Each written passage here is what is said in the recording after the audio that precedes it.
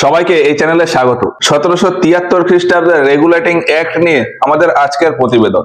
যে কোনো এক্সামের জন্য মডার্ন হিস্ট্রি থেকে এটা আমাদের পড়তে ও বুঝতে হয়, কিন্তু তার পাশাপাশি কোনো একটা সিস্টেম আগাগোড়া ভালো হোক বা না হোক, খাতায় কলমে উপর থেকে কোনো একটা সিস্টেমকে কিভাবে খুব ভালো দেখানো যায় এই রেগুলেটিং অ্যাক্ট থেকে সেটা বোঝা যায়। তো কেন এই রেগুলেটিং অ্যাক্ট এলো, এই আইনে কি কি প্রভিশন ছিল, ভারতে এর কি প্রভাব পড়লো এবং কেন এই ওপর থেকে কাজের কথা বললাম, সেসব নিয়ে একে একে বিস্তারিত আসি।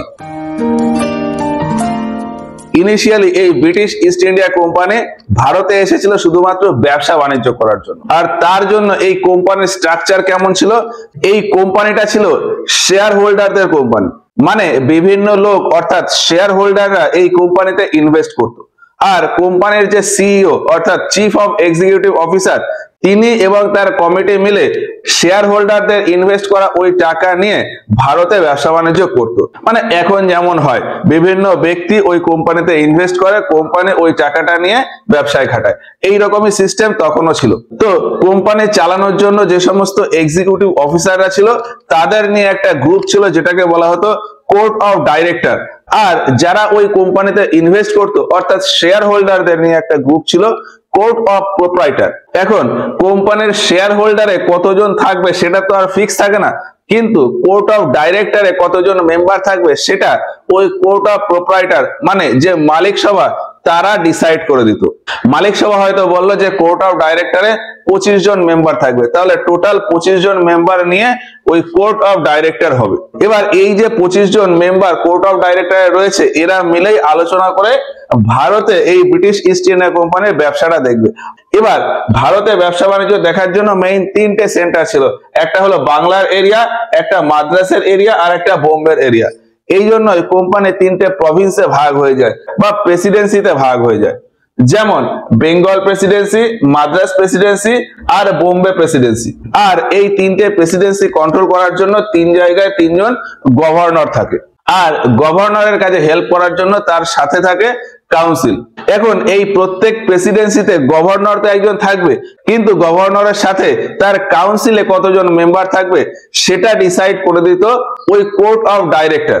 কোর্ট অফ ডাইরেক্টর যদি মনে করে যে বাংলার এই এরিয়াতে কাজের চাপ বেশি, তাহলে আমি গভর্নরের সাথে হয়তো 8 জনকে রাখলাম। মাদ্রাস এরিয়াতে হয়তো কাজের চাপ কম, সেই জন্য আমি গভর্নরের সাথে 3 জনকে রাখলাম, সেই রকম রাখতে পারে, সেটা কোর্ট অফ ডাইরেক্টরের উপর ডিপেন্ড করে। আর এই যে গভর্নর আর তার কাউন্সিল, তারা মিলে এই বাংলার এরিয়া, মাদ্রাস এরিয়া আর বোম্বের এরিয়াতে টোটাল ব্যবসা বাণিজ্যটা দেখে। এবার এইভাবে ব্যবসা নরমালি চলতে থাকে। চলতে চলতে এই কোম্পানি ভারতের ইন্টারনাল ম্যাটারে ঢুকে যায়, মানে ভারতীয় রাজনীতিতে ঢুকে যায়। আর এইভাবে ঢুকতে 1757 খ্রিস্টাব্দে হয় পলাশির যুদ্ধ, 1764-তে বক্সারের যুদ্ধ, তারপর 1765-তে এলাহাবাদের সন্ধি। এলাহাবাদের সন্ধির পর দেখা যায় যে কোম্পানি এই বাংলা, বিহার, উড়িষ্যা এই এরিয়াতে দেওয়ানি অধিকার পেয়ে গেছে। দেওয়ানি অধিকার পাওয়া মানে হলো যে এই এরিয়া থেকে কর তোলার দায়িত্ব এখন কোম্পানি। তার মানে কোম্পানির ঘরে এখন অটোমেটিক্যালি টাকা আসবে। ভারতের এরিয়া থেকে কর উঠে যে পরিমাণ টাকা আসবে সেটা কোম্পানির ব্যবসার জন্য হয়তো এনাফ। এবার এই সংবাদ ইংল্যান্ডে চলে যায়। ইংল্যান্ডে ওই যে সমস্ত শেয়ার হোল্ডাররা রয়েছে বা ওই কোর্ট অফ ডাইরেক্টরের মেম্বাররা রয়েছে, তারা যখন জানতে পারে যে এই এরিয়া থেকে কর তোলার দায়িত্ব হয়ে গেছে কোম্পানির, তখন তারা ভাবে যে আমাদের তো তাহলে আর নতুন করে ইনভেস্ট না করলেও চলবে, আগে যা ইনভেস্ট করেছি এখন কোম্পানির খুব প্রফিট হবে, তাহলে আমরা ইনভেস্ট না করেও সেখান থেকে অনেক বেশি পরিমাণে প্রফিট পাবো। এই রকমটা কোর্ট অফ ডাইরেক্টরের মেম্বার আর শেয়ার হোল্ডাররা মনে করেন। আর সেই জন্যই ইংল্যান্ড থেকে কিছু সিদ্ধান্ত নেওয়া হয়। কি কি সিদ্ধান্ত নেওয়া হয়? শেয়ার হোল্ডাররা বলে যে আমরা আর ইনভেস্ট করব না, আমরা এখন শুধু প্রফিট নেব। ফলে বলা হয় যে ইংল্যান্ড থেকে ভারতে আর ইনভেস্ট হবে না। ভারতে এই এরিয়া থেকে যে কর উঠবে বা যে ট্যাক্স বা রাজস্ব উঠবে সেটা দিয়েই ভারতের ব্যবসা বাণিজ্য চালাতে হবে। এবার ভারতে যখন ইংরেজ কোম্পানির লোকজন রয়েছে, তখন ব্যবসার খরচা ছাড়াও ওই সমস্ত কোম্পানির কিছু খরচ আছে, সেই খরচটাও বাংলার এই এরিয়া থেকে যে কর উঠবে সেখান থেকে ম্যানেজ করতে হবে। আর শুধুমাত্র বাংলার এই এরিয়ার খরচ না, বোম্বে প্রেসিডেন্সি আর মাদ্রাস প্রেসিডেন্সির টোটাল ইংরেজদের যত খরচ আছে ভারতে সেই সমস্ত খরচ আসবে বাংলার এই এরিয়া থেকে, এইরকম সিদ্ধান্ত নেওয়া হয়। আর শেয়ার হোল্ডাররা তো বলেছিল যে ওরা আর ইনভেস্ট করবে না, উল্টে তারা আরো বেশি বেশি করে প্রফিট চাইতো। শেয়ার হোল্ডাররা বলে যে আমরা যা ইনভেস্ট করেছি তার 12.5% করে অ্যানুয়াল ইন্টারেস্ট লাগবে। প্রত্যেক বছর 12.5% করে ইন্টারেস্ট, মানে 8 বছরে 100%। মানে কেউ যদি 50,000 টাকা ইনভেস্ট করে তাহলে 8 বছর পরে গিয়ে তার 50,000 টাকা শুধু প্রফিট হয়ে যাবে, আর তার মূলধনের 50,000 টাকা তো ওখানে লাগানোই রয়েছে, সেটা সে যে কোনো সময় তুলে নিতে পারে। এক কথায় 8 বছরে পয়সা ডবল। তো যাই হোক, এইরকম একটা ব্যাপার। এবার কোম্পানির শেয়ার হোল্ডাররা যেরকম প্রফিট চাইছে, তার পাশাপাশি ব্রিটিশ গভর্নমেন্ট বা সরকারও এই সুবিধাটা নিতে চায়। কোম্পানি নিজেদের মতন করে ব্যবসা বাণিজ্য করলেও নির্দিষ্ট সময় পর পর সরকারের কাছ থেকে অ্যাপ্রুভাল নিয়ে আসতে হতো, বা সনদ বা চার্টার নিয়ে আসতে হতো। মানে কোম্পানি হয়তো প্রত্যেক বছর সরকারের কাছ থেকে নতুন করে অ্যাপ্রুভাল নিয়ে আসতো যে আমাদের কোম্পানি ভারতে এই করছে, আপনি এটাকে অ্যাপ্রুভ করুন।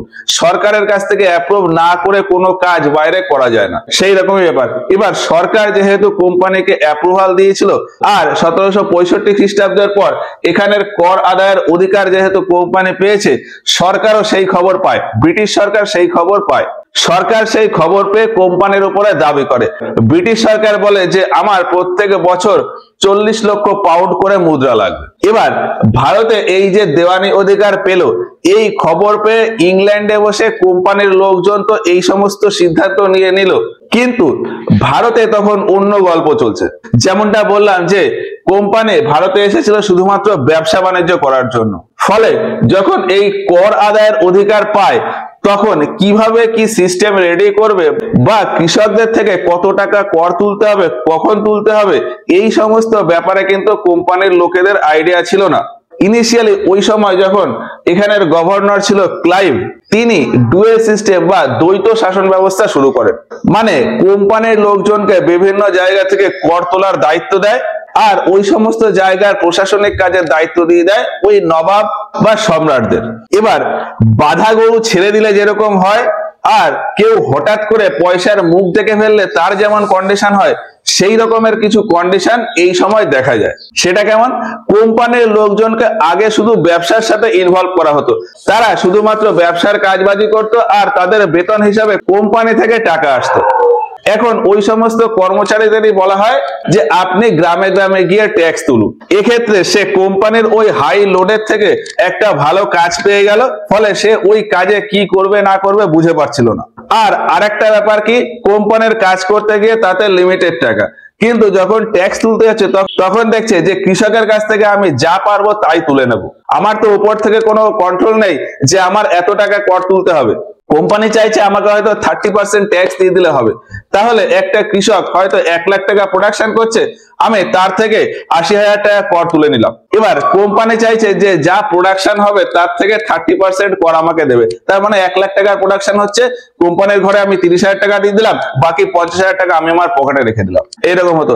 আর এর পাশাপাশি আরো একটা ব্যাপার হতো যে কোম্পানির লোকজন যখন কর তুলতে যেত, তখন হয়তো একটা কৃষকের 50,000 এর প্রোডাকশন হলো, তাহলে কোম্পানির ঘরে দেখাবে যে ওই কৃষকের 20,000 টাকার প্রোডাকশন হয়েছে, তাহলে 20,000 টাকার হিসাবে ট্যাক্সের পরিমাণ হচ্ছে 6,000 টাকা, কিন্তু 50,000 টাকার প্রোডাকশনে 30% ট্যাক্স হিসাবে 20,000 টাকা। কোম্পানির অফিসার 20,000 টাকা ট্যাক্স তুলবে, 6,000 টাকা কোম্পানির ঘরে দিয়ে দেবে, বাকি 14,000 টাকা নিজের কাছে রেখে দেবে। কোম্পানির লোকজন হঠাৎ করে এই সমস্ত টাকা পয়সার মুখ দেখে নিজেদেরকে আর কন্ট্রোল করতে পারেনি, ফলে তারা দুর্নীতিগ্রস্ত হয়ে যায়। তারা খালি কোম্পানির কাছে রিপোর্ট দিত যে ট্যাক্স উঠছে না, চাষবাস ভালো হচ্ছে না, কিন্তু অন্যদিকে তাদের নিজেদের পকেট গরম হয়ে যাচ্ছে। এবার এলাহাবাদের সন্ধির পর আরো একটা পয়েন্ট উঠে এসেছিল যে দস্তকের ব্যবহার।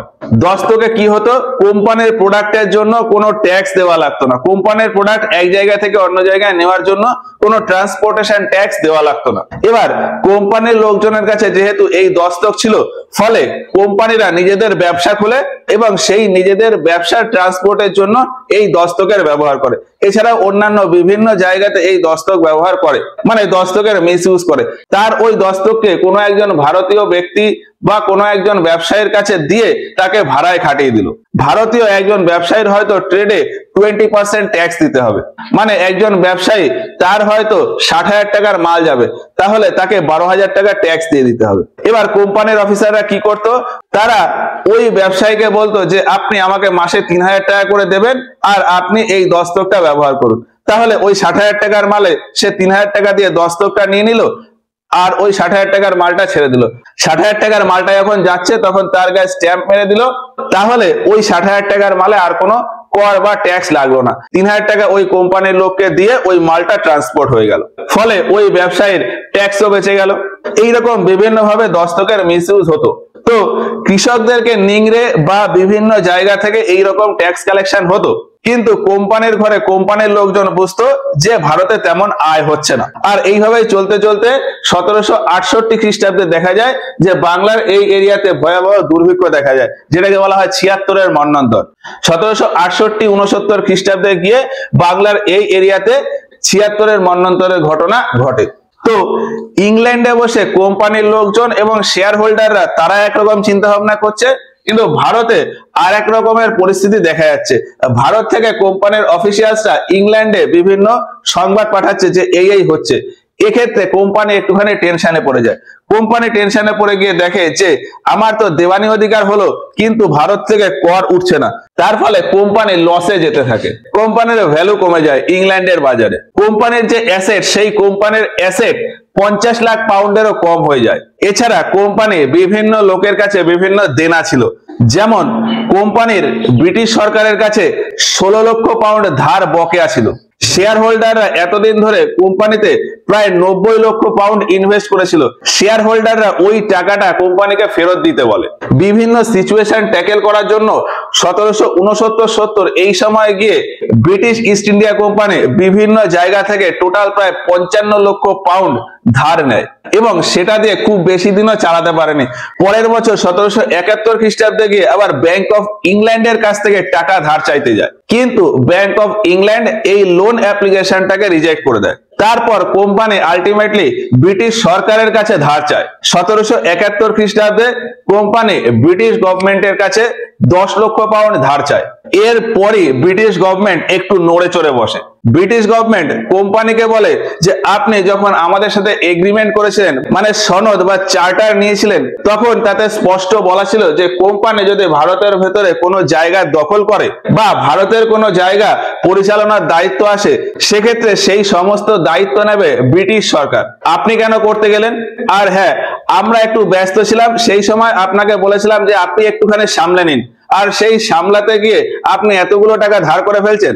এবার সরকার দেখছে যে কোম্পানি দেউলিয়া হয়ে যাওয়ার পথে, ফলে সরকার ওই ব্রিটিশ ইস্ট ইন্ডিয়া কোম্পানিকে একটা বেল আউট প্যাকেজ দেয়, মানে কোম্পানির বিভিন্ন ধার বা দেউলিয়া হওয়া থেকে কোম্পানিকে বাঁচিয়ে দেয়। তবে তার পরিবর্তে ভারতে ওই কোম্পানির বিভিন্ন পলিসি রেগুলেট করার অধিকার নিয়ে নেয়। ব্রিটিশ পার্লামেন্ট বলে যে আমি আপনাকে বেল আউট প্যাকেজ দেব, তবে এর পর থেকে ইন্ডিয়াতে এই কোম্পানির সমস্ত পলিসি আমি রেগুলেট করব। ফলে কোম্পানির ওই বিভিন্ন পলিসিকে আরো একটু টাইট বা রেগুলেট করার জন্য, অর্থাৎ কোম্পানির বিভিন্ন কাজের ওপর সরকারের নিয়ন্ত্রণ আনার জন্য 1772 খ্রিস্টাব্দে একটা আইন আসে, রেগুলেটিং অ্যাক্ট, যার আরেক নাম হলো the east India company act 1772। এই সময় ইংল্যান্ডে রাজা ছিলেন জর্জ তৃতীয় আর তার মন্ত্রী ছিল নর্থ। ইংল্যান্ডের রাজা জর্জ তৃতীয় আর তার মন্ত্রী নর্থ, এই দুজনে মিলে পার্লামেন্টের সাথে কথাবার্তা বলে 1772 খ্রিস্টাব্দে এই রেগুলেটিং অ্যাক্ট নিয়ে আসে। এবার কোম্পানির ওই রকম সিচুয়েশনে ব্রিটিশ সরকার চাইলে ভারতের ওই সমস্ত জায়গার ক্ষমতা নিজের নিয়ন্ত্রণে নিয়ে নিতে পারত, কিন্তু তা না করে সরকার শুধুমাত্র কোম্পানির পলিসির উপর নিয়ন্ত্রণ করার জন্য এই আইন আনে। তো এই আইন কেন আনা হলো এ নিয়ে ওভারঅল ব্যাপার আশা করে বোঝা গেছে। এরপরে আসি যে এই রেগুলেটিং অ্যাক্টের ভেতরে কি কি প্রভিশন ছিল। প্রথমেই বলা হয় যে আগে ওই যে কোর্ট অফ ডাইরেক্টর ছিল, মানে কোম্পানি কন্ট্রোল করার জন্য যে কোর্ট অফ ডাইরেক্টর, তাতে তো কোনো স্পেসিফিক মেম্বার ছিল না যে এতজন মেম্বার থাকবে, সেটাকে ব্রিটিশ সরকার ফিক্স করে দেয়। ব্রিটিশ সরকার বা পার্লামেন্ট বলে যে কোর্ট অফ ডাইরেক্টরে এখন থেকে টোটাল 24 জন মেম্বার থাকবে এবং প্রত্যেক মেম্বারের টেনিয়র হবে 4 বছর, এবং এই 24 জন মেম্বারের 4 ভাগের 1 ভাগ মানে 6 জন, 6 জন করে মেম্বার প্রত্যেক বছর চেঞ্জ হবে। আরো বলা হয় যে এই যে কোর্ট অফ ডাইরেক্টরের যে মেম্বাররা রয়েছে তারা ভারত থেকে সমস্ত তথ্য কালেক্ট করে প্রত্যেক 6 মাস অন্তর ব্রিটিশ পার্লামেন্টে তার রিপোর্ট দেবে। মানে ওই ব্রিটিশ ইস্ট ইন্ডিয়া কোম্পানি ভারতে কি করছে, কত টাকা তুলছে, কোথায় কি খরচ হচ্ছে, সেই সমস্ত তথ্য দিয়ে ফাইনাল একটা রিপোর্ট বানিয়ে প্রত্যেক 6 মাস অন্তর পার্লামেন্টের কাছে জমা দেবে। আর সবকিছুর উপরে রয়েছে পয়সার ব্যাপার। এই জন্য ফাইন্যান্স রিলেটেড বা অর্থ রিলেটেড যত ব্যাপার স্যাপার আছে সেই সমস্ত রিপোর্ট ব্রিটিশ সরকারের ট্রেজারি ডিপার্টমেন্ট চেক করবে, মানে অডিট করবে। বর্তমানে ভারতের যেমন highest audit officer controller and audit general, সেই রকমই ব্রিটিশ পার্লামেন্টে ট্রেজারি ডিপার্টমেন্টে একটা পোস্ট ছিল chancellor of the Exchequer. British east India কোম্পানির ওই ফাইন্যান্সিয়াল রিপোর্টটা ওই চ্যান্সেলর অফ দ্য এক্সচেকার তিনি চেক করবেন বা তিনি অডিট করবেন, এই রকমটা বলা হয়। আরো বলা হয় যে এর আগে যে সমস্ত শেয়ার হোল্ডাররা ছিল তাদের ভোটিং রাইটটাকে একটু স্ট্রিক্ট করা হয়। আগে কি হতো, যে সমস্ত শেয়ার হোল্ডাররা মিনিমাম 500 পাউন্ড ইনভেস্ট করেছেন, বড় কোনো ডিসিশন নেওয়ার সময় ওই সমস্ত শেয়ার হোল্ডারদের থেকে ভোট করাতে হতো। এখন এই ব্রিটিশ পার্লামেন্ট বলে যে বড় কোনো ডিসিশনের ক্ষেত্রে শুধুমাত্র সেই সমস্ত শেয়ার হোল্ডাররাই ভোট করতে পারবে যাদের ইনভেস্টমেন্ট 1000 পাউন্ড বা তার বেশি। মানে কোম্পানির ডিসিশনের ক্ষেত্রে 1000 পাউন্ডের শেয়ার হোল্ডার বা তার থেকে বেশি অ্যামাউন্টের শেয়ার হোল্ডাররাই ভোট করতে পারবে। তো ইংল্যান্ডে ওই কোম্পানির ক্ষেত্রে এই রেগুলেশনটা করা হয়। আর ভারতে কি করা হয়, ভারতে ওই যে বললাম যে 3 জায়গায় 3 জন গভর্নর রয়েছে, তার সাথে সাথে কাউন্সিল রয়েছে। এবার এই কাউন্সিলে কত মেম্বার থাকবে সেটাও কিন্তু ফিক্স ছিল না। ব্রিটিশ পার্লামেন্ট এই সংখ্যাটাকে ফিক্স করে দেয়। ব্রিটিশ পার্লামেন্ট বলে যে এই 3টে প্রেসিডেন্সিতে 3 জন গভর্নর থাকবে আর তার সাথে 4 জন মেম্বারের একটা এক্সিকিউটিভ কাউন্সিল থাকবে। মানে গভর্নরের কাজে সাহায্য করার জন্য 4 জন মেম্বার থাকবে, যে 4 জন মেম্বারকে একসাথে বলা হবে এক্সিকিউটিভ কাউন্সিল।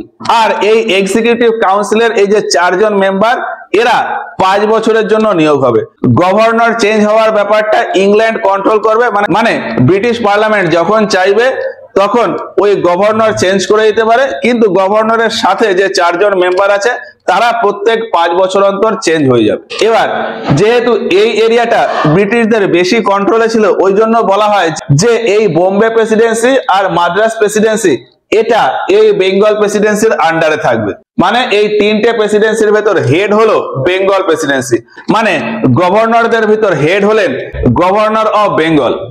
এবার যেহেতু তিনি হেড, ওই জন্য তার পোস্টটাকে চেঞ্জ করে করা হয় গভর্নর জেনারেল অফ বেঙ্গল। এই দুটো এরিয়াতে governor of Madras, governor of Bombay, কিন্তু এইখানে বলা হতো গভর্নর জেনারেল অফ বেঙ্গল।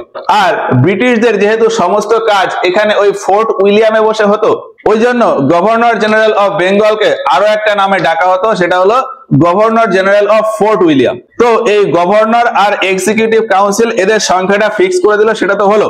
এবারে বলা হয় যে এই গভর্নর তার এরিয়া ঠিকঠাক করে রাখার জন্য যে ডিসিশন নেবে সেটা সে পার্সোনালি নিতে পারবে না। যে কোনো ডিসিশন নেওয়ার সময় ওই যে এক্সিকিউটিভ কাউন্সিল তাদের সাথে কথাবার্তা বলে তাদের সিদ্ধান্ত নিয়ে ফাইনাল একটা ডিসিশনে আসতে হবে এবং তাদের ভোটিং নিতে হবে। মানে ধরলাম যে এই বেঙ্গলের যে গভর্নর জেনারেল রয়েছে তিনি এইখান থেকে হয়তো একটা খাল নির্মাণ করাবেন, তাহলে এর জন্য ওই গভর্নর জেনারেল তার যে এক্সিকিউটিভ কাউন্সিলের মেম্বার 4 জন তাদের সাথে আলোচনায় বসবেন। আলোচনায় বসে তারা ভোটিং করবেন। তার ভেতর ম্যাক্সিমাম ভোট যদি ওই গভর্নরের ফেভারে আসে তাহলেই ওই খালের কাজ শুরু হবে। ধরলাম ওই যে 4 জন মেম্বার, তার ভেতর 3 জন বলল যে না খালের কাজটা করা যাবে না, একজন বলল হ্যাঁ ঠিক আছে খালের কাজ করা যেতে পারে। তাহলে এখানে কিন্তু কাজ না করার সমর্থনে বেশি ভোট পড়েছে, ওই জন্য বাংলার ওই গভর্নর ওই কাজটাকে শুরু করতে পারবে না। এবার ধরলাম যে ওই ভোটে 2 জন বলল যে হ্যাঁ খাল তৈরি করা যাবে, 2 জন বলল যে না খাল তৈরি করা যাবে না। এক্ষেত্রে চলে এলো টাই কন্ডিশন। এই সিচুয়েশন কাটানোর জন্য ওই গভর্নরকে দেওয়া হয় ভেটো পাওয়ার। গভর্নর তখন ওই দুটো ডিসিশনে ভোট করবে। গভর্নর যদি বলে যে খাল কাটা হবে না তাহলে হবে না, আর গভর্নর যদি ভোট করে যে হ্যাঁ খাল কাটা হবে তাহলে ওই খাল কাটার কাজ শুরু হবে। তো যে কোনো ডিসিশনে এইরকম ভোটিং এর প্রভিশন দিয়ে দেওয়া হয় এই রেগুলেটিং অ্যাক্টের মাধ্যমে। এবার তাহলে বেঙ্গলের গভর্নর হয়ে গেল গভর্নর জেনারেল অফ বেঙ্গল। তাহলে ফার্স্ট এই গভর্নর জেনারেল অফ বেঙ্গল কে ছিল? তিনি ছিলেন ওয়ারেন হেস্টিংস। 1772 খ্রিস্টাব্দে হেস্টিংস বাংলার গভর্নর হিসাবে অ্যাপয়েন্ট হন। তারপর 1773 খ্রিস্টাব্দে যখন এই রেগুলেটিং অ্যাক্ট পাস হয়, তখন ওই গভর্নর অফ বেঙ্গল সেটাকেই হাই পোস্ট করে গভর্নর জেনারেল অফ বেঙ্গল করা হয়। আর সেই জন্যই ওয়ারেন হেস্টিংস এর পোস্টটাকে গভর্নর অফ বেঙ্গল থেকে কেটে গভর্নর জেনারেল অফ বেঙ্গল করা হয়। এইখান থেকে এক্সামে প্রায় প্রশ্ন হয় যে last governor of Bengal Warren Hastings, first governor general of Bengal Warren Hastings. তো হেস্টিংস হলো বাংলার প্রথম গভর্নর জেনারেল। এবার ওই যে বললাম যে গভর্নর জেনারেলের সাথে 4 জন এক্সিকিউটিভ কাউন্সিলের মেম্বার থাকবে। তো ইনিশিয়ালি হেস্টিংস এর সাথে যারা ছিল তারা হলেন ক্লেভারিং, মনসন, বারওয়েল আর ফিলিপ ফ্রান্সিস। কি বললাম? ক্লেভারিং, মনসন, বারওয়েল আর ফিলিপ ফ্রান্সিস, এই 4 জন ছিলেন। তো প্রেসিডেন্সিতে এই চেঞ্জটা তো হলো। এবার এখানে আরো একটা কন্ডিশন বলা হয় যে এই যে বাকি দুটো প্রেসিডেন্সি রয়েছে অর্থাৎ বোম্বে ও মাদ্রাস, এরা তো বেঙ্গল প্রেসিডেন্সির আন্ডারে চলে গেল। আরো বলা হয় যে এই দুটো প্রেসিডেন্সি যদি কোনো বড় ডিসিশন নিতে যায় সেক্ষেত্রে এই বেঙ্গল প্রেসিডেন্সির রিটেন অ্যাপ্রুভাল লাগবে। বড় ডিসিশন মানে কিরকম? হয়তো এই দুটো প্রেসিডেন্সি দ্বারা কোনো যুদ্ধ ঘোষণা হলো, কোনো শান্তি স্থাপন হলো, চুক্তি স্থাপন হলো বা কোনো জায়গা দখল হলো, সেখান থেকে কর তুলতে হবে। এই সমস্ত ডিসিশন নেওয়ার জন্য বেঙ্গল প্রেসিডেন্সির যে গভর্নর বা গভর্নর জেনারেল তার কাছ থেকে অ্যাপ্রুভাল নিতে হবে। বাংলা থেকে গভর্নর জেনারেল যদি পারমিশন না দেয় তাহলে এই দুটো প্রেসিডেন্সি তাদের কাজ ঠিকঠাক করে করতে পারবে না, তাদের কাজের কোনো ভ্যালু থাকবে না। আর এই জন্যই 1775 খ্রিস্টাব্দে যখন এই এরিয়াতে ফার্স্ট অ্যাংলো মারাঠা যুদ্ধ শুরু হলো, সেই সময় বাংলার গভর্নর জেনারেল ওয়ারেন হেস্টিংস এই যুদ্ধে ইনভলভ হয়ে যায়। মারাঠা যুদ্ধে কিভাবে হেস্টিংস ইনভলভ হলো বা মারাঠা যুদ্ধ সম্পর্কে ডিটেলসে আমরা অন্য একটা ভিডিও তৈরি করেছি, সেটা দেখতে পারো, পুরো ব্যাপার ক্লিয়ার হয়ে যাবে। তো এইখানে আসি, 1775 খ্রিস্টাব্দে ফার্স্ট অ্যাংলো মারাঠা যুদ্ধের সময় হেস্টিংস এই এরিয়াতে ইনভলভ হয়ে যায় আর এই যুদ্ধের কন্ডিশন পাল্টে যায়। তো এটা তো হলো।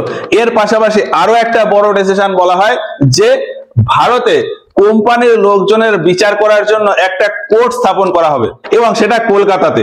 কোম্পানির লোকজনের বিচার করার জন্য 1784 খ্রিস্টাব্দে ওই রেগুলেটিং অ্যাক্ট অনুযায়ী কলকাতাতে সুপ্রিম কোর্ট স্থাপন করা হয় এবং সেখানে 4 জন জাজ নিয়োগ করা হয়। এই 4 জনের ভেতর একজন হলেন চিফ জাস্টিস বা চিফ জাজ আর বাকি 3 জন অন্য জাজ। ফার্স্ট চিফ জাস্টিস ছিলেন এলিজা এমপে।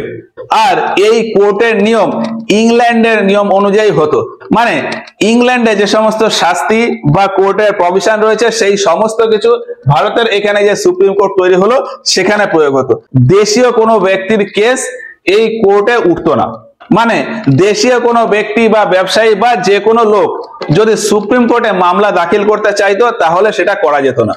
শুধুমাত্র ইউরোপ থেকে আসা কর্মী ও লোকজন যদি চাইতো তারাই ওই সুপ্রিম কোর্টে তাদের মামলা দাখিল করতে পারত। তো এতক্ষণ পর্যন্ত রেগুলেটিং অ্যাক্টের মাধ্যমে যে সমস্ত প্রভিশন ছিল সেগুলো যদি একটু ভালো করে দেখি, ভারতে অ্যাকচুয়াল যে সমস্যা মানে কর তোলা নিয়ে সমস্যা, টাকার যে সমস্যা, সেটা কিন্তু সলভ হলো না।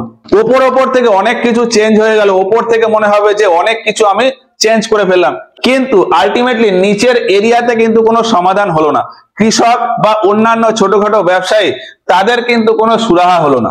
তবে সেদিকেও একটুখানি ঠিকঠাক করার জন্য একটা প্রভিশন ছিল, সেটা হলো ব্রিটিশ সরকার বুঝেছিল যে গ্রাম থেকে বা একদম নিচু লেভেল থেকে কর মোটামুটি উঠছে কিন্তু কোম্পানির ঘরে সেই কর আসছে না, বেশিরভাগ টাকাটাই মাঝখানে যে সমস্ত কোম্পানির অফিসাররা রয়েছে তারা সেই টাকা নিয়ে মালামাল হয়ে যাচ্ছে। তার একটা এক্সাম্পল যদি দেখা যায় যে রবার্ট ক্লাইভ যখন ভারত থেকে ইংল্যান্ডে গেছে তখন তার হাবভাবই পাল্টে যায়। কোম্পানির কাজে ঢোকার আগে ক্লাইভের কাছে কিছুই ছিল না, কিন্তু ক্লাইভ যখন বাংলা থেকে ইংল্যান্ডে যায় তখন তার সেই ইলাহি ব্যাপার স্যাপার। ক্লাইভের পাশাপাশি কোম্পানির আরো যে সমস্ত কর্মীরা রিটায়ারমেন্ট নিয়ে ভারত থেকে ইংল্যান্ডে গেছে তাদেরও সেই ইলাহি ব্যাপার স্যাপার। ইংল্যান্ডের লোকজন ওই সমস্ত কর্মীদের বলতো ভারতের নবাব বা নবাব অফ ইন্ডিয়া। তো যাই হোক, ব্রিটিশ গভর্নমেন্ট দেখে যে মাঝখানের এই সমস্ত কোম্পানির লোকজনই মেইন ঘাপলাটা করছে। আর তারা কেন করছে? তাদের হয়তো টাকার সমস্যা, তাদের হয়তো বেতন কম বা বেতন হয়তো রেগুলার না। ওই জন্য এইটাকে কন্ট্রোল করার জন্য রেগুলেটিং অ্যাক্টে বলা হয় যে ইংল্যান্ডের যত কর্মী ভারতে রয়েছে মানে কোম্পানির সমস্ত কর্মচারী, 3 জায়গার 3 গভর্নর, এক্সিকিউটিভ কাউন্সিলের মেম্বার, মেম্বার, তার সাথে সাথে সুপ্রিম কোর্টের জাজ ও সরকারি অ্যাডভোকেট, এই যারা আছে মানে ইংল্যান্ডের যত কর্মী আছে সেই সমস্ত কর্মীদের একটা বেতন ফিক্স করে দেওয়া হয়। তাদের বেতন কিছুটা বাড়িয়ে ফাইনালি একটা বেতন ফিক্স করে দেওয়া হয় এবং তাদেরকে বলা হয় যে তারা কারোর কাছ থেকে কোনো গিফট বা ক্যাশ অন্য কোনো কাজের জন্য নিতে পারবে না। আরো বলা হয় যে এই সমস্ত কোম্পানির লোকজন নিজেদের কোনো ব্যবসা করতে পারবে না, মানে তাদের হয়তো টাকা আছে, সে হয়তো একটা ছোটখাটো ব্যবসা খুলে দিল, সেই রকম করতে পারবে না। কোম্পানির লোকজন শুধুমাত্র কোম্পানির কাজই করবে, কোর্টের লোকজন শুধুমাত্র কোর্টের কাজই করবে, অন্য কোনো কাজে ইনভলভ হতে পারবে না, এইরকমটা করা হয়। এইরকম বিভিন্ন প্রভিশন ছিল এই রেগুলেটিং অ্যাক্টে। কিন্তু বেশিরভাগ লোকেরই একটা স্বভাব হলো যে কোনো একটা আইন বা নিয়ম থাকলে তার ফাঁক ফোকর খুঁজে আমি সেই জায়গা দিয়ে কাজ করব। সেই রকমই এই আইনেরও ফাঁক ফোকর খুঁজতে থাকে কোম্পানির লোকজন, গভর্নর, এক্সিকিউটিভ কাউন্সিলের মেম্বার, জাজ, অ্যাডভোকেট সবাই। সেটা কিরকম? এই আইনে স্পেসিফিক করে কিছু বলা ছিল না যে একজন গভর্নর আর তার এক্সিকিউটিভ কাউন্সিল মেম্বারদের এক্স্যাক্টলি কি কি ক্ষমতা থাকবে, এক্স্যাক্টলি কি কি কাজ করতে হবে।